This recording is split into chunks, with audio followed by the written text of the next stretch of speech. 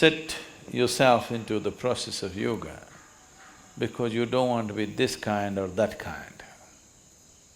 That you will be the kind that you're required to be in a particular moment. If it's morning, you're a morning person. If it's evening, you're a evening person. If you're not required to be a person, you're not a person. That is, you become flexible. This flexibility, we start working with your body to start with. Afterwards, it should come to every aspect of your life.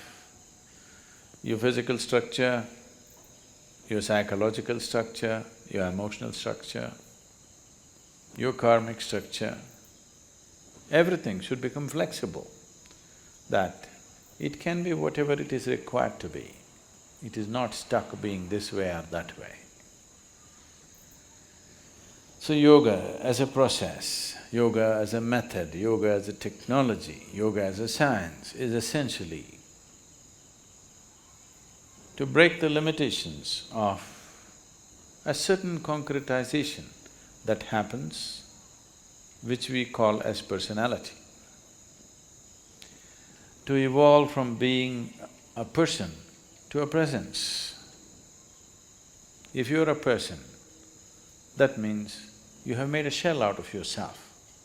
You formed a shell, within that shell only you can operate. If you break this shell, you will no more be a person, but simply a presence. As life is, as God is, just a presence. If it can be encased in a shell, it becomes a person. So yoga means slowly you're working on making this shell thinner and thinner, more and more porous, that one day you can exist without a shell.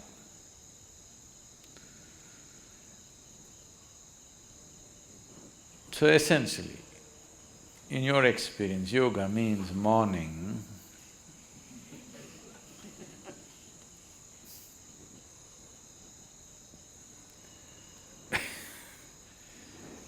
Why the sadhana, the way it is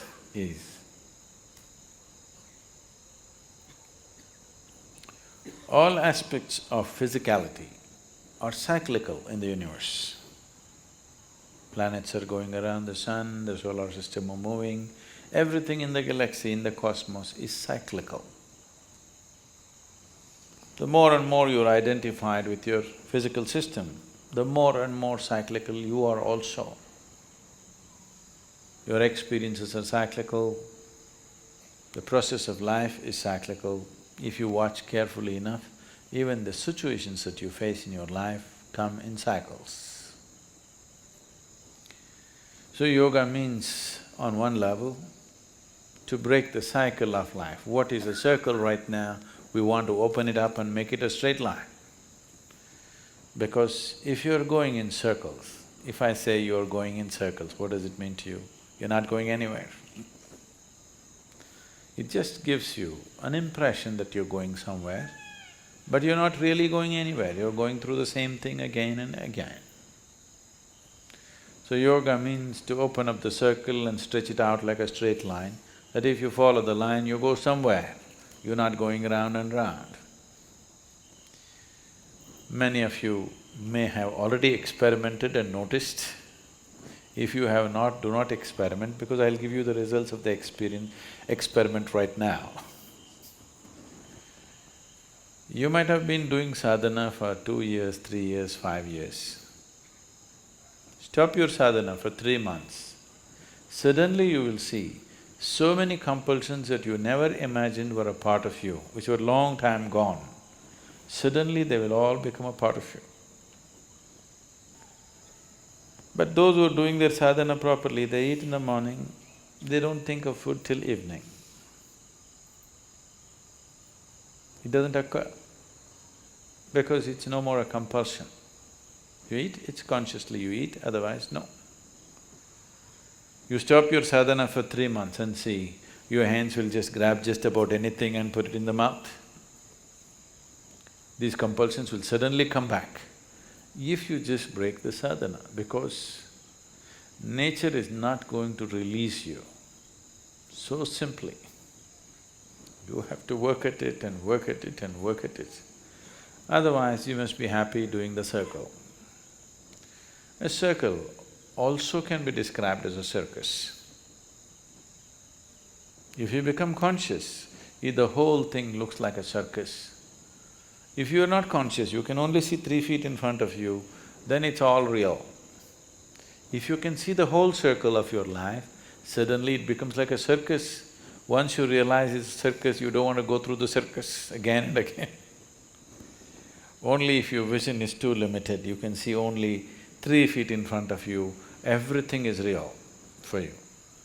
If you open up and see the whole circle, the way you're going, it looks like a circus and definitely you don't want it to continue forever, you want to do something about it. So these cycles, these repetitive cycles of compulsiveness is coming because there are various types of memories in the system. Memories, karmic memories, information essentially means memory, isn't it? You understand what I'm saying? Any information means memory, isn't it? How do you carry information? Only by memory, there is no other way. Either in your head or in a chip or in a computer, it doesn't matter, you can carry information only by memory.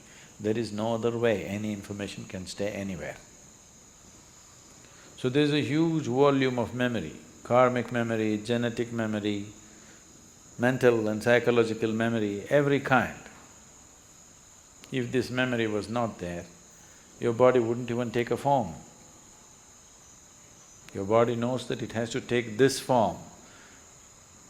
When you were in your mother's womb, so many billions of people on the planet, everybody took this form. 2 legs, 2 hands, 2 eyes, like this. If the memory was not there, we do not know what form it would have taken. It never ever happened that a woman delivered an elephant or an insect or something else. It never ever happened because there is memory. If the memory is not there, this could have taken on any form. So you have retained your physical form the way it is only because of memory. Memory means past, yes? Memory means always that which is past. If memory is the only thing, if information that you carry, which is memory, is the only thing which determines the nature of who you are right now, that means you are past or life is past you. There is no real life, it's just a play of memory. If you go and watch a cinema, Rajinikanth. If the cinema happens, it's so big and so real, more real than the real. It becomes a bigger reality than reality because it's so exaggerated. But all this is just memory being played out. It's recorded in a film or a digital format or whichever way, it's just memory, it's already over.